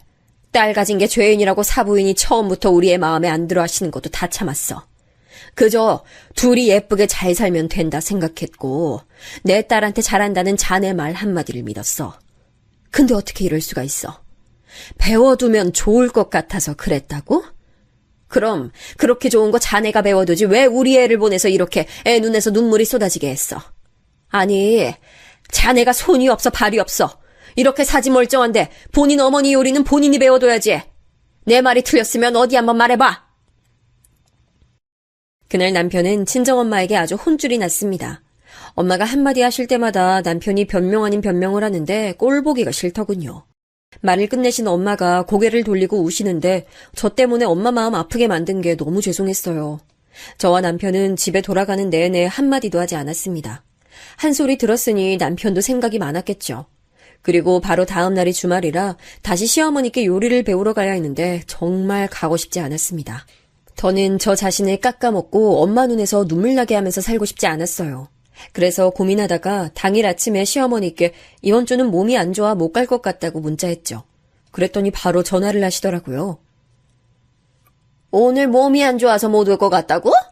그럼 준석이만 이쪽으로 보내. 괜히 같이 있다가 똑같이 아프면 어떡해? 네, 안 그래도 남편 보내려고 했어요. 전화 끊자마자 바로 보낼 테니까 걱정 마세요, 어머니. 저는 시어머니께서 혹시라도 제 걱정에 전화하신 줄 알았는데 역시 저는 안중에도 없으시더라고요. 전화를 끊자마자 남편에게 시어머니가 하신 말씀을 전했습니다. 그랬더니 남편이 저한테 같이 안 나갈 거냐는 거예요. 오늘 주말인데 당신 같이 안 가? 요리 배우는 날이잖아, 오늘. 당신은 어제 우리 엄마 말 듣고 뭐 반성하거나 든 생각이 없나 봐. 나보고 오늘 시댁 안 갈 거냐고 묻는 거 보면 말이야. 어제 장모님 말씀은 그렇다 쳐도 네가 우리 엄마랑 한 약속은 지켜야지. 그리고 네가 요리 센스가 부족해서 엄마한테 혼나는 게 내 잘못이야? 좀 눈치껏 잘해봐. 그럼 엄마도 언젠가 칭찬 한마디는 하시겠지. 어머니는 내가 아무리 열심히 하고 잘해도 절대 칭찬은 안 하실 거야. 당신은 어떻게 그렇게 본인 어머니를 몰라? 남편의 말을 시작으로 우리는 또 한 번 크게 싸웠습니다. 이렇게 싸우기만 하면 시어머니께 음식을 배우는 게 다 무슨 소용일까요? 저는 그 후 시댁에 일절 가지 않았습니다. 제가 남편을 위해서 시어머니께 요리를 배워도 고마워하지 않는 모습이나 당연하게 생각하는 모습을 보니 정이 떨어져서요. 그리고 더는 시어머니의 음식 간 기준에 맞춰드리기도 어려웠고요. 저는 마음의 결정을 내리고 이제 더는 주말에 가지 않겠다고 말씀드렸죠. 어머니, 저 이제 더는 요리 배우러 못 가요. 제가 아무리 열심히 해도 어머니 성이 안 차는 것 같고 너무 힘들어요. 제 음식이 마음에 안 드시면 그냥 식사 때마다 남편 어머니 댁 보낼 테니까 같이 식사하세요. 너는 세상 참 편하게 산다. 지 하고 싶을 땐 하고 안 하고 싶을 땐 안 하고. 내가 어느 장단에 맞춰야 하니? 어? 됐고, 긴 말할 거 없어. 다음 주 주말부터 다시 와서 요리 끝까지 배워. 아니요, 저 안 갈 거예요. 그리고 음식 배우겠다고 한 것도요, 제가 하고 싶어서 한 거 아니잖아요. 어머니 아들이 제가 어머니한테 요리 안 배워서 매일 싸우는 거라길래 제가 양보했던 거예요. 근데 어머니 아들은 그걸 당연하게 여기고요. 저는요, 그런 사람이랑 더는 못 살아요. 차라리 이혼할게요. 얘 말하는 것 좀 봐. 누구 마음대로 이혼한다 만다야, 어? 그리고 말해도 그건 우리 아들이 말해야지 네가 뭔데 먼저 이혼을 말해. 그래, 네가 말한 대로 우리 아들 너랑 이혼시킬 거니까 그렇게 알아. 시어머니께서는 악다구니를 쓰시고 전화를 끊으셨습니다. 그렇게 말을 들으니 저도 악이 받치더라고요. 통화 뒤 전 남편에게 최후 통첩을 날렸습니다. 앞으로 시댁에 가서 음식 배우는 일은 절대 없을 거고 만약 시어머니께서 이 일을 계속 걸고 넘어지면 이혼도 고려할 거라고요. 그런데 남편은 제가 그저 투정 부리는 거라고 생각하더군요. 여보, 지금 우리 엄마가 당신이랑 이혼하라고 얼마나 난리인 줄 알아? 그런데 잘못했다 빌지는 않고 나랑 이혼하겠다고? 아니 도대체 요리 배우는 게 뭐 어려운 일이라고 이렇게까지 고집을 부려? 그냥 당장 우리 엄마한테 가서 죄송하다고 싹싹 빌어. 고집이라고 했어 지금? 어머니한테 요리 배우라고 강요하고 고집 부린 게 누군데 나보고 고집을 부린다고 하는 거야. 그리고 잘못했다고 가서 빌라고? 됐어. 당신 말하는 거 들으니까 더 말해봐야 소용없다. 아무래도 우리 여기까지인 것 같아. 이혼하자. 뭐라고? 아니 진짜로 음식 배우라는 말 때문에 이혼까지 가자는 거야? 그럼 내가 지금까지 말한 게 장난인 줄 알아? 내일 이혼 서류 작성해서 줄 테니까 당신은 사인만 해. 여보 잠깐만. 다시 한 번만 생각해줘. 아무리 그래도 이혼은 아니지? 제가 진심으로 이혼 얘기를 꺼내니 그제야 남편은 제가 진심이란 걸 깨달은 것 같더라고요. 남편은 자신이 시어머니께 잘 이야기해둘 테니 제발 이혼 생각은 접으라고 했습니다. 그러거나 말거나 저는 이미 마음이 상해서 남편에게 한동안 말도 걸지 않고 지냈어요. 당연히 시댁도 안 갔고요. 한동안은 시어머니께서 줄기차게 전화하셨지만 전부 받지 않고 무시했죠. 그러자 남편이 정말 이대로 자기 엄마랑 척지고 살 거냐며 저를 회유하려고 하더라고요. 제가 그저 시어머니께 마음이 상해서 연락을 다 피하는 줄 알았나 봐요. 하지만 그것 때문만은 아니었어요. 그때 저는 시어머니께 전화 온 걸 보기만 해도 심장이 뛰고 식은땀이 줄줄 흘렀습니다. 마음이 상해 받지 않는 게 아니라 이대로 가다간 제가 정말 미칠 것 같아 일부러 받지 않았죠. 저는 저를 회유하려고 하는 남편에게 더더욱 강경하게 나갔습니다. 나 당신 어머니랑 척지고 살아도 아무런 문제 없어. 만약 당신 어머니가 또 나한테 강요하거나 당신이 나한테 강요하면 난 내일이라도 당장 이혼할 거야. 제가 단호하게 나오니 남편도 더는 말을 꺼내지 않더군요. 그날 이후 남편이 정말로 시어머니께 잘 말씀드린 건지 줄기차게 오던 전화가 오지 않았습니다. 덕분에 한동안은 평화로운 시간이었죠. 남편도 여느 때처럼 제게 잘 대해주려고 노력했고요. 몇 달 정도 문제없이 조용히 지내니 남편에게 서운하고 웅얼해진 마음도 조금씩 녹았어요. 하지만 제 마음이 다 녹기도 전에 끔찍한 일이 있었습니다. 시댁에 가지 않은 지 몇 달이 지난 어느 날이었어요. 아침 출근 시간에 오붓하게 식사를 하고 싶었던 저는 남편을 일찍 깨우고 식사를 차렸습니다. 남편이 좋아하는 김치찌개를 얼큰하게 끓여 뚝배기에 담아 식탁에 차려놓고 있는데 갑자기 초인종이 울리더라고요. 이른 아침에 무슨 일인가 싶어 인터폰을 확인하니 화면에 시어머니가 있었습니다. 저는 너무 깜짝 놀랐지만 찾아오신 시어머니를 계속 밖에 계시게 할 순 없었던 터라 문을 열고 맞이했죠. 시어머니는 집에 들어오시자마자 제가 차린 식탁을 빤히 보시더군요. 아침 먹고 있었던 거야? 예, 어머니. 근데 이른 아침에 어쩐 일로 오셨어요? 내 밥도 차려. 어디 한번 먹어보게. 시어머니께서는 제 질문은 무시하고 찬바람이 쌩쌩 부는 표정으로 저를 지나쳐 남편이 앉아있는 식탁에 앉으셨습니다. 제가 남편을 보니 남편도 제 눈치만 보고 있더군요. 하는 수 없이 어머니께 드실 밥도 퍼서 식사를 차려드렸어요. 그날은 평소보다 밥이 잘 된 상태라 왠지 모를 자신이 있었어요.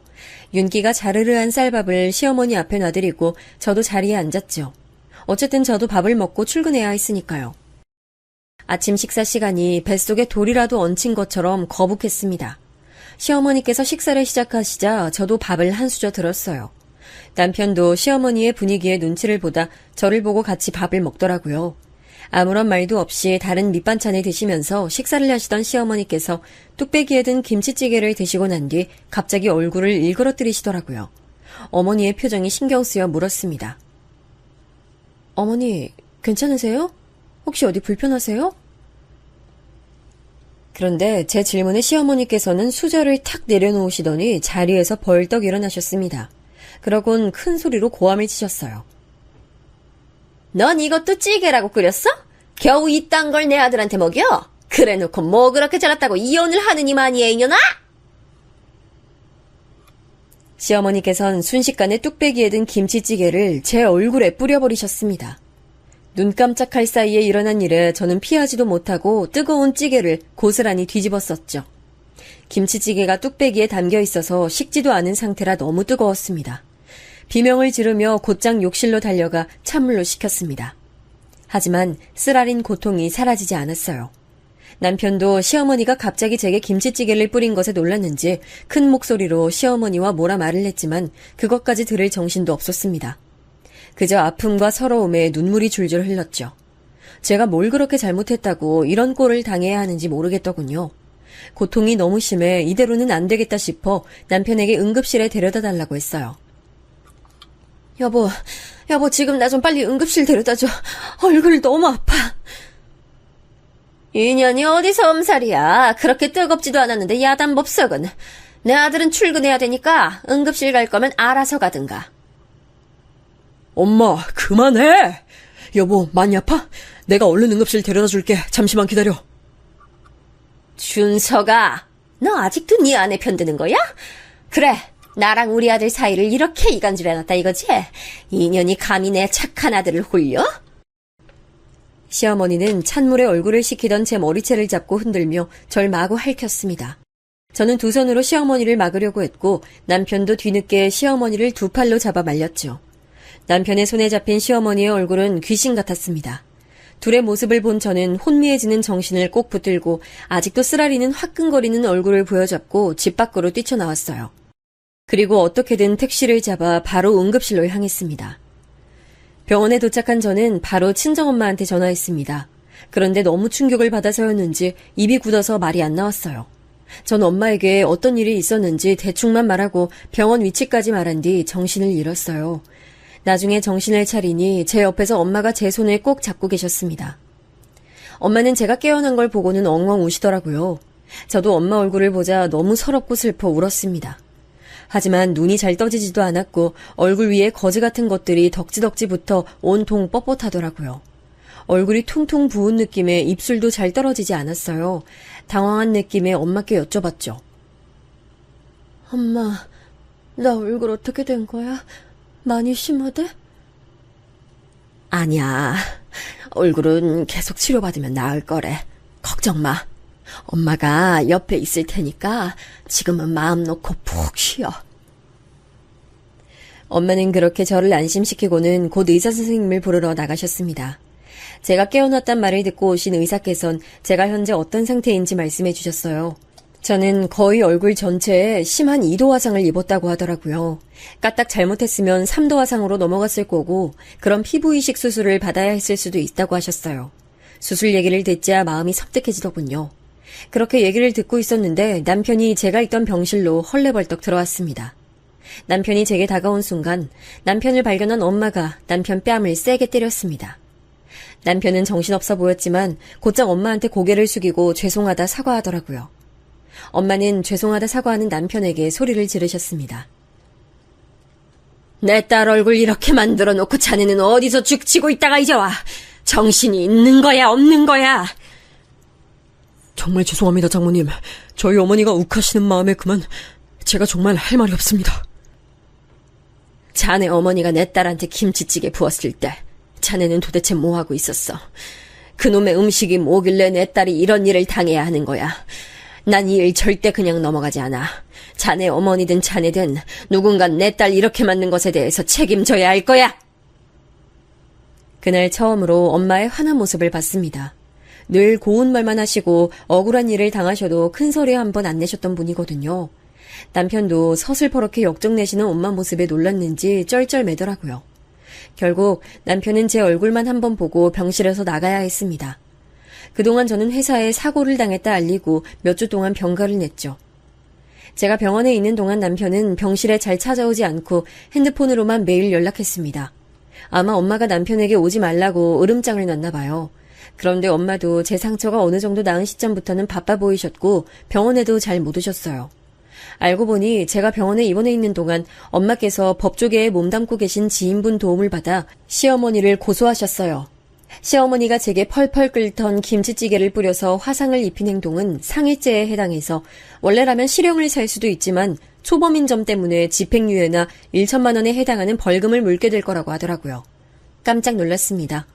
남편과 연락했을 땐 제 건강에 관한 얘기만 했지 엄마가 고소하신 일에 대해선 단 한 번도 얘기한 적이 없었거든요.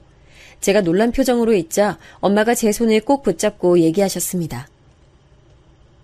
딸, 혹시 엄마가 시댁 고소한 거 마음에 안 들어? 아니야, 엄마. 엄마가 고생했을까봐 걱정됐을 뿐이에요. 그리고 마음 같아선 나도 똑같이 그쪽한테 김치찌개 부어버리고 싶었지. 그것보단 차라리 고소가 낫죠. 그런데 제 말을 들은 엄마께서 쓴웃음을 지으시더라고요. 엄마 표정에 제가 왜 그러시냐고 묻자 엄마가 또 한 가지 얘기를 들려주셨는데 저는 듣는 내내 너무 놀라 입을 다물지 못했어요. 엄마가 보내신 고소장을 받고 시어머니께서 연락하셨대요. 엄마는 당연히 시어머니가 사과하기 위해 전화했다고 생각했답니다.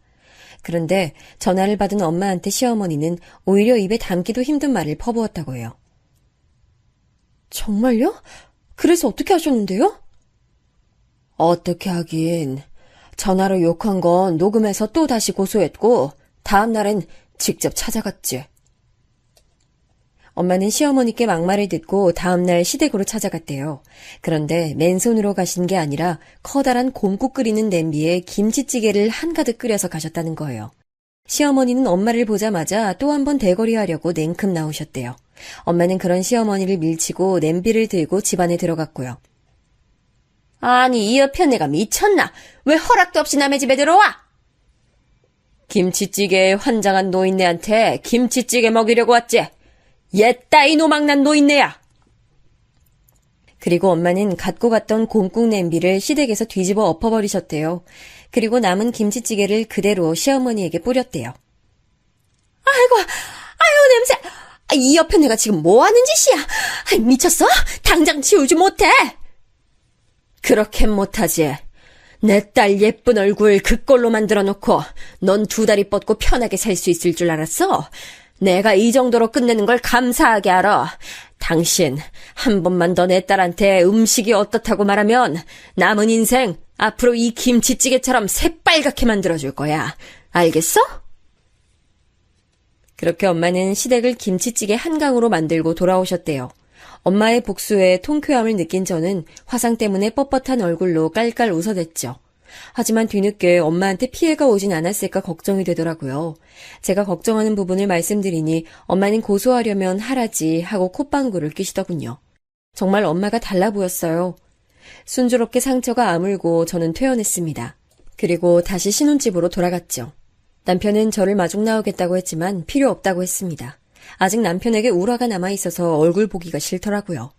제가 없던 신혼집은 제가 병원에 가기 전과 크게 다를 게 없어 보였어요. 남편이 혼자서도 집에서 잘 지낸 것 같다는 생각이 드니까 섭섭함과 괘씸함이 동시에 들더라고요. 그날 저는 본격적으로 남편과 대화했습니다. 우리 엄마가 시어머니 고소한 거 알고 있지? 혹시라도 나보고 엄마한테 합의 이야기 좀 해보라고 할 거면 처음부터 말 꺼내지도 마. 그런 얘기 당연히 안 해. 걱정 마. 알고 있다니 다행이네. 그리고 가장 중요한 얘기 할게. 당신 김치찌개 좋아하지? 앞으로 당신 어머니랑 같이 살면서 어머니표 김치찌개 먹을지 아니면 나랑 살면서 내가 끓인 찌개 먹을지 선택해. 만약 당신이 어머니 김치찌개 선택하면 앞으로 나와 같이 못 산다는 건 잘 알아두고. 그 말은 나랑 이혼할 수도 있단 말이야? 당연한 거 아니야? 나 당신 어머니가 욱해서 부어버린 김치찌개 때문에 엄청 고생했어. 그런데도 당신이 어머니 김치찌개가 먹고 싶다고 한다면 날 사랑하지 않는 거지. 그렇게 되면 난 더는 당신이랑 같이 못 살아. 잠시 생각할 시간을 줘, 여보. 솔직히 내가 외동아들이잖아. 그래서 나한테 좀 과하게 잘해주시려고 한 것뿐이고. 그렇다고 해도 며느리를 이렇게 쥐잡듯 잡으시는 건 말이 안 돼. 그렇게 따지면 나도 외동딸이야. 그럼 우리 엄마가 당신한테 내가 당한 그대로 했으면 당신 이해했을 거야? 아니잖아. 딱 일주일 줄게. 그동안 잘 생각하고 마음 결정하면 말해줘. 그렇게 저는 대화를 마쳤어요. 사실 이 부분은 병원에 입원해 있는 동안 많이 생각했던 거였어요. 지금처럼 시어머니와 왕래하며 살면 전 더는 남편과 계속 함께 살 수 없을 것 같았어요. 그래서 일주일의 기간을 두고 남편에게 잘 생각해보라고 했습니다. 그런데 일주일이 채 되기도 전에 시댁에 다녀온 남편이 갑자기 씩씩거리며 집으로 돌아온 거예요. 주말이라 시댁에 한참 있다가 돌아올 줄 알았는데 일찍 돌아온 것도 모자라 씩씩대며 화를 내니 무슨 일이 있었는지 궁금하더라고요. 여보, 왜 그래? 무슨 일 있었어? 여보, 나 마음 정했어. 내가 평생 사랑하고 아낄 여자는 오직 여보뿐이야. 내가 다시는 엄마 입에서 음식 얘기 나오지 않게 할게. 아니, 아예 엄마가 여기 찾아오지 못하게 할게. 궁금해하는 저에게 남편이 해준 얘긴 이랬어요. 남편은 시어머니 앞으로 고소장이 여러 개 들어온 걸 알고 있었어요. 그리고 전부 벌금형이 떨어져 본인이 벌금을 지급하기로 했다고 합니다. 시어머니께서는 홀로 지내고 계셨기 때문에 그 많은 벌금을 낼 여력이 안 되셨거든요. 그런데 시어머니께서는 남편에게 벌금을 다 내고 나면 저와 이혼을 하라고 종용하셨다고 해요. 남편은 하고 싶지 않다고 여러 번 말씀드렸는데도 말이죠. 엄마, 나 이혼 안 할 거라니까 왜 자꾸 하라 그래. 나 유미 진짜로 사랑해. 내가 몇 번을 말했는데 왜 자꾸 그래. 이 녀석아, 그냥 엄마 말 듣고 이혼해. 엄마가 더 내조 잘하고 음식도 잘하는 애로 구해볼 테니까. 유미 걔는 네 기만 죽일 줄 알지 참한 구석이 없어. 그러니까 엄마 말 들어. 기를 죽이긴 무슨 기를 죽여. 엄마, 나 지금도 그렇고 엄마가 유미한테 그 뜨겁던 김치찌개 뿌린 것도 이해가 안 가. 아니, 대체 왜 그랬어? 유미가 얼마나 고생했는 줄 알아? 이게 다 너 잘 되라고 하는 일 아니야. 엄마는 항상 너 걱정해서 그러지? 남편은 시어머니와 도무지 대화가 통하지 않는다는 걸 느꼈다고 해요. 그래서 결국 다시는 제게 손을 대지 말고 저와 연락할 생각도 하지 말라고 으름장을 놓고 왔다더라고요. 그러니까 이제 당신이랑 엄마랑 다신 만날 일 없을 거야. 연락도 하지 말라고 했으니까. 그리고 혹시 모르니까 내일 핸드폰 번호 바꾸러 가자. 저는 남편의 말에 한편으론 기쁘기도 하고 걱정되는 마음도 들었습니다. 핸드폰 번호만 바꾸면 뭐하나요? 시어머니가 또 찾아오셔서 난리치실 텐데요. 근데 어쩜 그렇게 걱정이 다 현실이 되는지 다음날 시어머니가 집에 찾아오신 거예요. 무작정 집으로 쳐들어오신 시어머니는 남편에게 삿대질하며 고래고래 소리를 지르셨어요. 준서가, 네가 어떻게 날 버릴 수가 있어? 난 네 엄마야. 엄마를 버리고 저런 불려우 같은 년이랑 살겠다고? 엄마, 나 이제 한 집안의 가장이야. 게다가 엄마가 유미한테 한 짓이 얼마나 나쁜 짓인지 알기는 해? 내가 장모님 얼굴 보기가 부끄러워서 고개를 못 들고 살아 요즘. 그럼 이혼하면 되지. 엄마만 잘못한 것도 아니고 전현도 잘못했는데 왜 엄마한테만 이래? 엄마, 유미한테 그렇게 말하지 마. 도대체 유미가 뭘 잘못했어? 그리고 이혼 얘기 좀 그만해, 엄마. 나 엄마 이러는 거 더 이상 보기 싫으니까 그만 나가요. 시어머니께서는 남편이 밖으로 밀어내니 속절없이 밀려나면서도 계속 남편 다리를 잡고 매달렸습니다. 그 모습을 보니 많이 착잡하더라고요. 한편으론 시어머니께 무엇을 잘못했는지도 모르고 제 탓을 하시는 게 기가 막혔죠. 그날 이후 시어머니는 매일 찾아오셔서 난리치셨어요. 결국 저희는 시어머니가 모르시는 곳까지 멀리 이사하게 됐습니다. 덕분에 한시름 놓을 수 있었죠. 하지만 시어머니의 집착은 끊어지지 않고 지금도 계속되고 있어요. 남편에게 가끔 전화가 오는 걸 보면 아직도 포기하지 않으셨다는 걸 알 수 있죠. 그렇지만 남편은 단호하게 연락을 받지 않는 것으로 대처하고 있습니다. 친정엄마도 당장 이혼하라고 하셨지만 저나 남편이나 아직 서로를 너무 사랑하기 때문에 당장 이혼은 하지 않을 것 같아요. 남편은 바뀌어서 제게 더 잘하고 있고 앞으로 더 좋은 모습으로 바뀌겠다는 남편의 말 믿어보고 싶거든요. 하지만 시어머니는 용서하고 싶지 않습니다. 무엇보다도 엄마의 마음에 제가 대못을 박은 것이나 마찬가지라 죄송할 따름이에요. 요즘 엄마는 주말마다 새로 이사한 집으로 찾아오셔서 저와 남편을 살피고 계십니다. 남편의 얼굴을 볼 때마다 냉기가 폴폴 흐르지만 그래도 남편이 저를 살뜰히 챙기는 모습을 보며 조금씩 마음을 푸시는 것 같더라고요. 이번엔 이 행복이 끝까지 오래갔으면 좋겠네요. 이야기 들어주셔서 감사합니다.